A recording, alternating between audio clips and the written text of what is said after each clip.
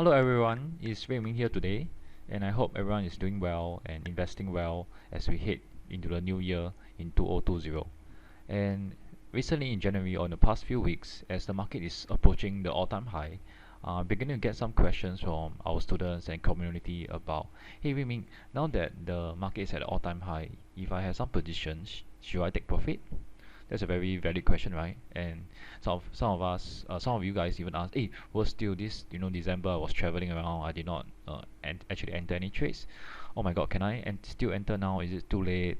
Um, you know, and what if right now if I were to enter some new positions, and what if the market drops, correct? So these are some of the common questions that I have been hearing from the ground so far. So I would like to do this short video to address some of these questions and how can you approach the markets as we are heading towards the new year.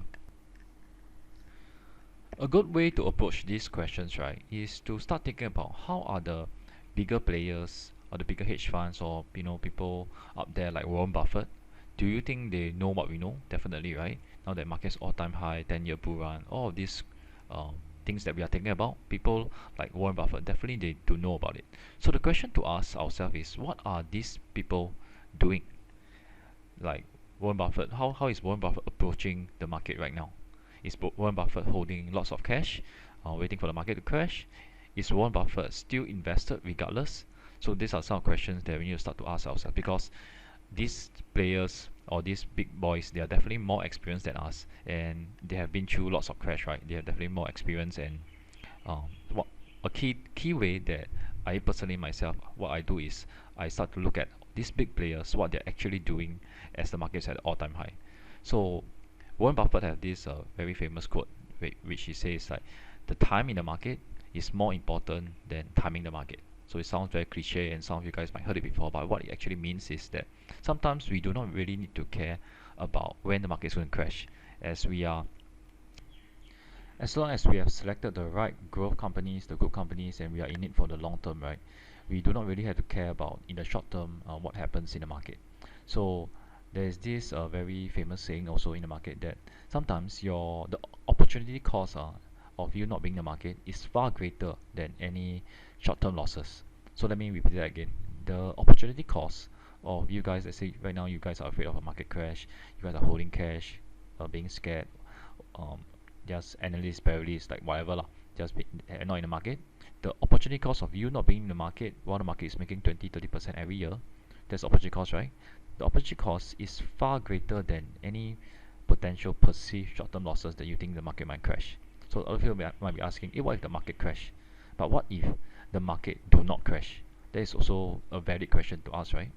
So anyway, how I approach this question is I realize some of the big players or people like George Soros, Warren Buffett, they all have a very good system that they have for their own portfolio, and this is the system that I want to be covering a bit more today to share with you guys, and how can you, more importantly, how can you use it to approach the markets. All of these big hedge funds and people like Warren Buffett, I notice all of them have one very important similarity, is that all of them have a good portfolio management system. So regardless of whatever strategies they're using, be it growth investing, value investing, trading the markets, like George Soros, they all have a very good portfolio management systems. And this system is something that is not based on guesswork. It's not based on your feelings, how you're feeling today, are you feeling in a bad mood today, or based on market news, because every single day there are some negative news in the market, right? So if we tend to, as we do investors, if we tend to focus on the negative stuff, like what is happening in the market, every single day there will be some trade wars or some Iran news, you know what I mean? Like, and we use that to form the basis of our investment strategy. That might not be the best thing, right? So what we need is actually a very good, sound, efficient, and system that has been proven, back test and front test, to be proven to be successful in the long term. Okay, so I'll be sharing more about this system. So the benefits of having such a system is that it takes the guesswork out of the equation. Okay, you don't need to wake up one fine day and say, oh my god, I have a bit of profit, should I be taking profits now? I didn't enter the market, I'm feeling a bit of FOMO now, should I be entering? What if I enter the market drop? All these questions. So once and for all, have a good portfolio management system that take all these questions away and make all these questions redundant. So let's dive into the first part of the portfolio management. So of course, firstly, Why is portfolio management important? It's not just to so that you have a sound system, but also at its core, it is to manage risk. In the sense, it will reduce and lower your risk. And how I approach this is two-prong. So I have a two-prong approach to this. So number one, I have what we call diversification, and some of you guys might have learned this before. Diversification is simply not putting all your eggs in one basket. And let's say if you only have, because you might not be the best investors in the world, right? And even if you're the best investor like Warren Buffett, sometimes you can pick the wrong stock too. Like Warren Buffett also might not have 100% track record in picking the right stock, much less us. So diversification, number one, the key thing is how can we diversify our portfolio to 5 or 6 different companies, or depending on your portfolio size. And some of you might be saying, hey, but if my portfolio is small, too small to effectively enter into like 3, 4, 5 companies, what can I do? One good way is choose a good ETF. Choose a good index fund or a good ETF. Let's say you choose the S&P 500 or QQQ, which is the top 100 companies in the world, in the US. You do not have to worry about choosing good companies anymore, correct? So this is one way. Just choose a good ETF. So diversification is the first part to portfolio management. Always have a few different companies in a few different sectors. So all of them, granted, they are the best companies you have chosen, but you do not want to place, like for example, I just use myself as example. Personally, I kind of like Visa as a company. Digital payment are on the rise, and we don't even go into details about why Visa is a good company. But let's say I think the Visa is one of the best companies in the world. Even then, I will not put 100% of my cash or my portfolio into Visa. At most 30% or 20%. You get what I mean? So diversification is the number one. Is the first part in the portfolio management. And number two, right, is I will enter a location based on the market situation. So what do I mean by that, right? Right now market is at all-time high, so that is a market situation. Market is at high, and the market in general is there's not much fear. People are more greedy than fearful, right? And how do we approach the market? So this is what we call a market situation. And I like to quote Warren Buffett. He has something to say about this. So Warren Buffett always try to tell us not to time the market. We should just invest for the long term, right? But of course, not many people might take his advice, and he know that too, right? So he's saying, like, if you insist on trying to time the market or trying to be a bit too smart, like smart, what you can do is follow his famous saying: you should be greedy when other people are fearful, and when other people are greedy, we should be fearful. So sounds very cheap, but how do we actually take this equation, take this knowledge, and put it into an effective system? So this is how I do it. My percentage of allocate. So I will explain this later on with numbers, but let me briefly cover the theory first. So I will enter the markets based on how high or low the market is right now, based on the market's all-time high. So for example, as you can see here, I put, if the market is all-time high like right now, perhaps I will not use 100% of my cash. I might be 30-40% invested, and I might hold the remaining amount as cash. So cash means what? Cash does not mean you have cash in your bank, but rather the cash that's in your portfolio, in your Think-or-Swim account right now. So for example, if your Think-or-Swim account have, let's say, 10,000 USD, or any amount, but let's just say 10,000 USD. So I will use 10,000 as a figure, as a template. So let's say you have 10,000. Right now, if the market is all-time high, I might choose to allocate 3 to 4K of these 10,000 into the markets right now, and hold maybe the remaining amount, like 6 to 7K, as cash. So I have a allocation in terms of percentage for when the market is all-time high. I will also need to have a baseline, a bottom line, where I'm willing to go all in into the markets. So if the market drops severely, let's say 30%, 40%, or 50%, at this percentage drop from the all-time high, I'm willing to go in. Why? Because as the markets drop, let's say the stock market drop 50%, it's a very, very good opportunity to buy good companies at a discount, right? The risk to reward ratio is very good, and such opportunities might not happen every year or every few years. It might only happen like once a century or once a decade, depending on how much the market drops. So the idea here, the thesis behind this is that as the markets drop further, I want to be it's a good opportunity for me to enter heavily. So I must have a bottom line that I'm willing to be all in, because if I do not have a figure that I'm willing to be all in, then everything is about guesswork. Everything is about based on feelings. But if I put these numbers on paper or in the Excel spreadsheet, then at least I have more clarity on my template, more clarity on my system. And when shit hits the fan, because when the market drops, right, everything you see out there will be scary news. When you log in on Facebook, every news will be scary. Like right now, the market is at a high, and there are so many like scary news out there. Can you imagine when the market drops 50%? How will how will the the newspaper react and all that? So when we have all these outside external influence, we need to be very calm and have a solid system that we can rely on. So I will do a rough system, a simple template system based on $10,000 for this portfolio management example. So in this case, I'm using the SPY. SPY is the is the stock symbol for the ETF for the index top 500 companies in the world. So S&P 500 is a commonly and widely used index. So I'm using SPY to as a benchmark for the all-time high. So let's say as of today, the markets is at all-time high, right? And SPY is at roughly about $330. It's a new all-time high, right? And if the market's at all-time high, I need to figure out how much percent in terms of my portfolio I'm willing to allocate into the market as the market is at all-time high. So there's no right or wrong here, but let's just say I'm using 30%.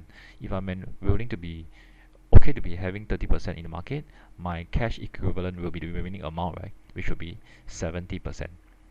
So I will have 3K in the markets and 7K cash. Cash is not cash that I'm putting in my bank. I repeat again, cash is just simply the remaining amount of funds that is in your Think or Swim or trading account or investing account that you are not using, not touching for now. Okay, so this is so you can have a higher weightage or lower weightage depending on your how conservative you are, your risk appetite, how aggressive you are. But in this example, I'm just using 30%. So when the market is at a high, having 30% of allocation. Once I figure out what is my allocation will be like when the market is at high, the next thing I need to do is I need to work out my bottom line. Just now you guys remember I covered that guys need to have a bottom line whereby if the market drops severely now, let's say a 30% drop or 50% drop, I am willing to go all in into the market. That means I have 100% of my cash in positions. So if let's say for me personally, so this is not right or wrong, I'm just using 30% as my own personal preference.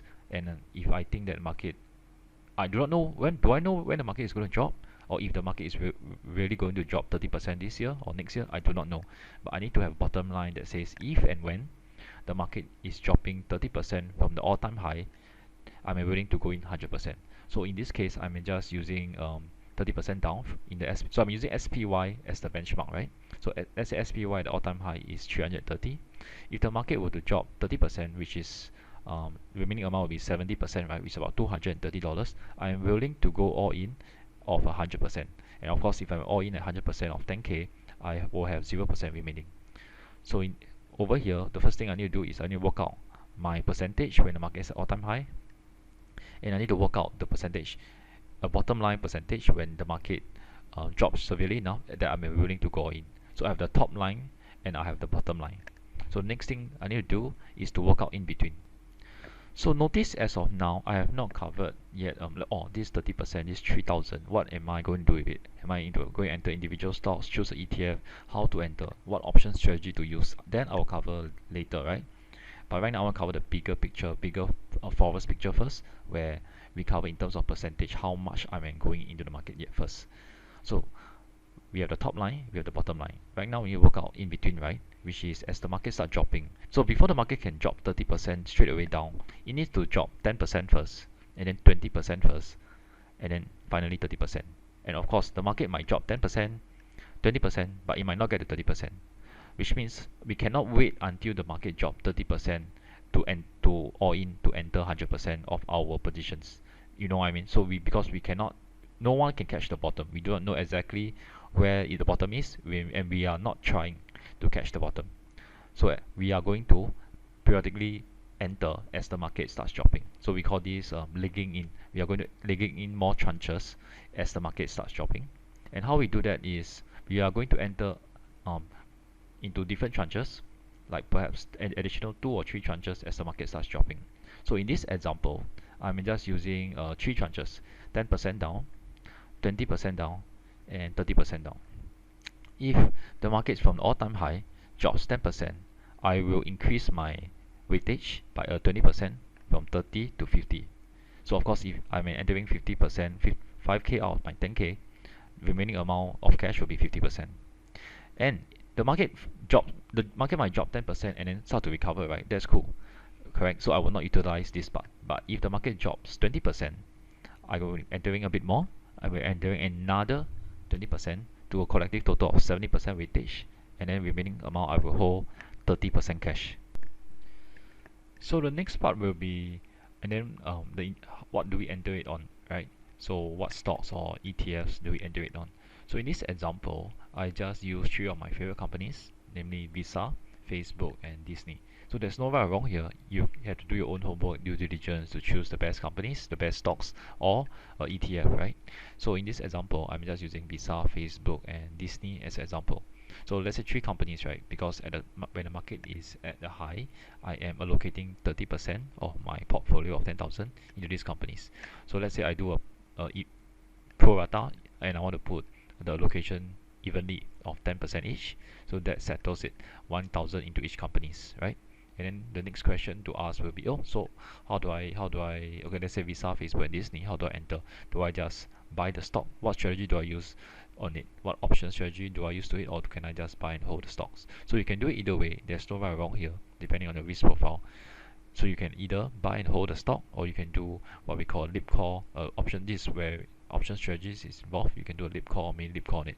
Okay, so I'm not going to, for the context of this video, I'm not going to dive into the different stocks and option strategies. I'm just focusing more on the portfolio management part. Okay, so there's no right or wrong here. You can simply replace the companies with any of the companies you prefer. If you prefer Starbucks, you can simply take out Facebook and enter Starbucks. Or if you prefer let's say Disney, or sorry, in this case you prefer MasterCard instead of Visa, you can choose MasterCard instead also. So now that you got your initial tranche down, after that, after you enter the initial tranche of 30%, what can happen to the market is either you go up or you go down. Yeah. So let's cover what if it goes up first. If it goes up, Visa, Facebook, and Disney will be making some profits, right? So let's say you did a lip call on Visa, and right now it's at $1,000, and you purchase the lip call for $1,000, and right now the lip call is worth, let's say, $2,000. So you make 100% returns, right? So what you need to do is, and then your Visa, in terms of the allocation, it will increase, right? You need to trim it back down to 10%. So a lot of people ask, hey, Wei Ming, how can I, what if I take profits already? I choose to take profit on Visa because Visa has run up a lot. I take profits on Visa, and then what happens next? Can I enter again? Do I wait for Visa to drop down? So yes, there's different ways to do it. One way is you can wait for Visa to drop to a certain support level based on, let's say, your technical charts, technical analysis drawing, or you can simply what I prefer to do sometimes is, especially for stocks that are always going up. Sometimes when you're waiting for a good company to drop to a certain percentage or certain support level based on technical analysis, the stock just doesn't come down. Yeah, and then the stock keep running up, and then you'll be looking at it and say, oh my god, if I just hold on to it, I could have made more instead, right? So one optimal, or I would say my own sweet spot of how I do this is, let's say if I close my lip call, depending on how many lip call I have or how many stocks of Visa I'm holding, let's say I close the position, I will, at that point of time, I will take some profits, right? What I will do is I will re-enter the same strategy using the same allocation. So let's say market is at all-time high, I will re-enter for 10% of my new portfolio. Because if I made some money on these companies, my portfolio will not be 10,000 anymore. It might increase to, let's say, 12,000. So 10% of 12,000 will not be $1,000 anymore. It will increase to, let's say, 1,002. So I'm entering options or buying and holding Visa stocks that's worth 1,002 instead. Does that make sense? But if you notice, my percentage is always the same. So I'm using this system is based on percentage. It's not based on absolute amount, because the absolute amount will always change. The all-time high will always change. Yeah. So this is how, as the market keep going up, we can still not just number one, take profits, but number two, we still have a certain stake in the game. we still have a certain position into Visa in case Visa keep going up. And usually good companies, that's what happens. So we settle the upside, right? If the market keep going up, this is what we are going to do. We are going to continue to take profits, and yet at the same time, we are still in the game. So what happens if the market starts to drop? I don't know the market is going to drop for sure, and we can never know when, right? We are not going to time the market. But as and when the market start to drop, and then we will need to have a, let's say the market drop 10%. Based on our strategy here, we need to enter the second tranche for additional 20% for total collective of 50%, right? So how are we going to do it? So in this case, I may just increasing. So there's different ways to do it. You can just stick to the three same companies and try to um, increase the weightage to a total collective of 50%. It doesn't have to be, evenly. Let's say Visa is my favorite company and I want to have a higher allocation to Visa, I can always put Visa at 20% and then Facebook at 15% and Disney at 10%, for example. And also, in this example, I'm just saying that I'm just entering a new company, Alibaba, just to show you that you can actually add in additional companies, not just stick to the three companies. So there's no uh, fixed method that you have to stick to. This totally up to you. So you can stick to the same three companies. You can add in a fourth or fifth company. Doesn't matter. So in this case, I know that I need to enter a total collective of 50%, right? And let's say based on the same amount of 10,000, this is how I might choose to position my portfolio for the additional second tranche. I increase 5% from the first tranche. I increase 5% on Visa, 5% on Facebook. Disney I keep to the same 10%, but add in an additional 10% on, let's say, a new company called Alibaba, because I think it has great growth. So my total collective amount will be about 5k. So this is how I can enter a second tranche. So you guys are beginning to see the idea of how I'm going to average in or average down or leg in, whatever you call it, as the market starts dropping. So let's say the market drops another 10% down for a total collective of 20% down, right? What will happen is I will just enter according to my percentage. So everything just revert back to the percentage. Again, it's not based on feelings, it's not based on the news in the market, how fearful the market is right now, but based on a system that we have developed, that we have planned out before, based on numbers and percentage. So over here, if I'm entering 70% of 10,000, and let's say I stick to the same four companies, my position will be my percentage add up will have to be 70%, right? And for total collective about 7,000. So I can tweak the numbers. I can have Disney for 16%, Alibaba 14%, doesn't really matter.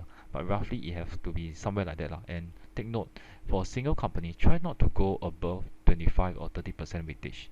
Which means no matter how confident I am on, let's say, a single company, in this case let's say Visa, I will not allocate like more than 30% on it. I will not go full retard and have Visa 50%, but Facebook, Disney, Alibaba only 3% each. So that is too skewed lah. Okay, so try to position it quite evenly. And of course, if the market drops further to let's say 30% down, I am going to be all in into the market, right? So how am I going to do it?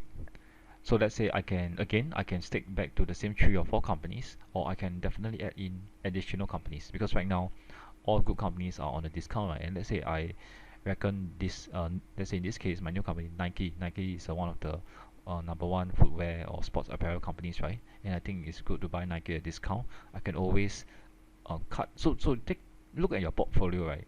As a big cake, or as a cake. So as a cake, right, you can always slice to different pieces depending on how many people there is. Similarly, your portfolio, you can always slice it to different amounts depending on how many companies you're allocating it to. Over here, if I want to allocate to 5 companies, I can slice it accordingly. Everything add up will be about 100% for 10,000. But if I want more companies, like 7 companies, is it okay? Sure. If I want lesser companies, just 3 to 4 companies, is it okay too? Sure. And again, I need to emphasize, these companies are just my personal preference.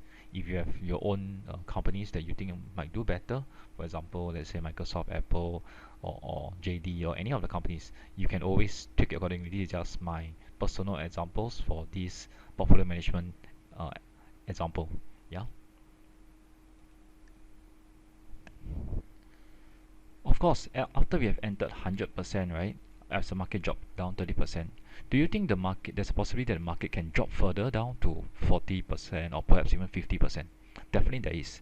So you cannot time the bottom, but you need to have a point that a bottom line where you're willing to go 100% all in. So I repeat that again. You cannot time the bottom, but you need to make a stand whereby, oh, let's say if it's down 30%, I'm willing to be all in. And if after I'm all in and the market drops further, I mean cool, because this is a short-term thing, right? Like Warren Buffett, if during the 2008 financial crisis, Warren Buffett will also lose a lot of money, billions of dollars, but he knows it, this is for the short term, and we are in this stock market game for the long term. We are not worried about any short-term fluctuation, but as long as we choose the right companies or the right ETF, in the long run, we will make money. So after the market has dropped down, the market will have to recover back slowly, right? As the market keep going up, so right now we are 30% down, or we can drop furthermore. But as we start to come back up, we need to revert and we need to start to trim our position so that we can have the equal weightage. So when the market go back to all-time high, we should only have 30% weightage. When the market drops, we have 100% weightage, right? And as the market go back up, we need to trim our position back to 30% weightage. So this is the general idea of how we manage our portfolio management. So the advantages of this system, there's a lot of good advantages of this system. Let me perhaps just share with you a few of them. So firstly, right, we will not have to worry about a market crash, because when the market is at all-time high, we are holding certain amount of cash, right? So that when the market, as the market drops, we are able to enter at a lower price. We are actually, for me personally, I do not mind if the market actually drops or there's some kind of correction. And if the market drops, actually that's good for me because I'm able to buy good companies at a cheaper price. And number two, I will not miss the boat by trying to time the market. You know, you always heard like people are like waiting for the market to crash, but after the market drops, like for example during, let's say, 2 Christmas ago, during the December 2018, when the market actually dropped 20%, that's quite a decent drop, and most people actually do nothing, and they are holding 100% in heading towards the drop. And after the drop recover back to all-time high, they are still holding the same 100% cash. And then they say, ah yeah, because I went on holiday, because it's Christmas Eve. You know, Christmas Eve, who actually have time to look at the market? Yeah, you're right. So either you can be a investor and make some money, or you can have a good reason why you don't. So you can choose lah. So it's really a choice. Do you want to be a good investor by having a system that works for you, or do you want to have a good excuse or good reason why you don't? Because your reason will always be valid, will always be a very good reason. But I choose not to have a reason. I choose to have results. Okay, and this system will allows you that even though the market is at high, the third point, right, you are always in the game, which is very important because when the market is a high, you are not holding 100% cash, which means being in the game means like, so sometimes it's investing or trading is like a skill set. Sometimes if you never do it for too long, you tend to forget about it. So this is me personally. Sometimes if I have a driving license, but sometimes if I too long never drive, right, I will get rusty, and sometimes I drive to like crowded areas like Orchard Road. Sometimes I will forget, I will get a bit panicky. Or even swimming. When I was in Bali, I got into the beach, the ocean, and then like luckily I have a life jacket. If not, sometimes I forget how to paddle water. So similarly in trading or investing, if you're not in the game, by the time the market drop, and you will be, firstly you might not be aware of it. Secondly, even if I tell you or your friends tell you, hey bro, the market dropped 20% already, time to take action, you might have some problems, taking action, because like, oh my god, I forgot my thing or swim password. So for some of you guys will be very true. Or you want to reset my password, but I forgot the email which email I used to create this account, etc., etc. So the whole idea is when you're in the game, you're able to act fast on any potential drops. Yeah. So I think that's very important, because the markets don't drop every day, as and when there's a certain correction, which could be once or twice a year or once every few years, we are there to take advantage of these very good opportunities. So these reasons are more psychological than anything else, more psychological than technical. So technical reasons for this are that having this portfolio management where you are entering at a lower price allows you to, as the market drops, right, you're entering in tranches, yeah. So this allows you to invest more, invest more heavily at a better risk to reward ratio. What do I mean by that? As the markets drop, so refer back to this, right? When the markets drop down 20-30%, so all things being equal, good companies are at a 30% discount, right? Which is the company there's no change in any of their business fundamentals. Visa is still Visa, Facebook everyone's still using, but suddenly the share price is down 30%. That means the same business is cheaper 30%, right? So and for it to drop 30%, what is the chances that it can drop another say 30%? Can it drop? Yes, but everything in the market is about probability. The chances of it dropping further down is less. Like for example, Great Singapore Sales.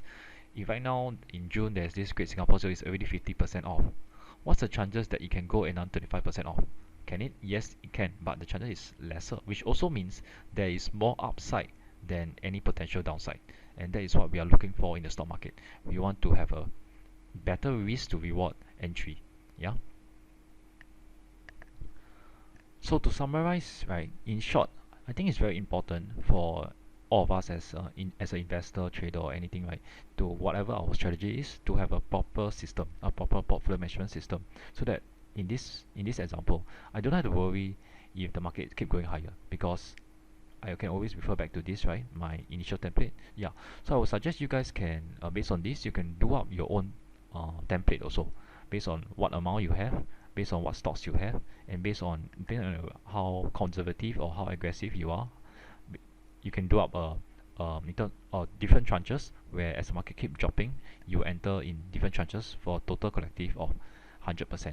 Yeah, so in my courses, I actually share more in details for this, and I actually give my students a proper, I would say a more detailed template for them to practice on. But for those of you guys who are not my students, you can do up a template on your own. Yeah. So the things to take note of here is that with a proper system, you do not have to worry the market keep going higher, because you always, as the market is at all-time high, you always have a certain percentage in the game, right? So you're always profiting. So you don't have to worry about not making profit. The market is running higher. And if the market were to drop down, you are not worried also, because as the market drop further, you are able to enter at a cheaper valuations also. So this, having a proper management, will take the questions and worry out of the equation. Yeah, there's like, for me, there's like literally zero stress, regardless of if the market is at a high, if the market keep climbing higher, whatever the news out there, or if the market start having some kind of correction because of whatever news. It doesn't matter, because you have a very proper and very systemized system based on numbers, based on proper numbers that you have put your time and effort into it, so that when the markets crash, there's something for you to fall back on. Like in army, we always say there's always a SOP, right? We cannot wait until something happen and then we figure out what to do. We need to figure out what to do before it happens. Similarly, in the markets, we need to figure out what to do when the stock market crash before it crash, right? Yeah, so you need to work out a decent plan now. So I've come to the end of this video. I hope you guys learned something from this video. Yeah. So I think it's very wise to spend a bit of time to do a proper system, so that we can not just take away our fears in the stock market, but we can allow ourselves a safe system to profit consistently. So if you have any questions about the video, feel free to to text me or drop me a message. And for those of you who are interested in our program, you can speak to me, drop me a text, or speak to any of our team also. Yeah. So this is Wei Ming signing out, and hope to see you next time.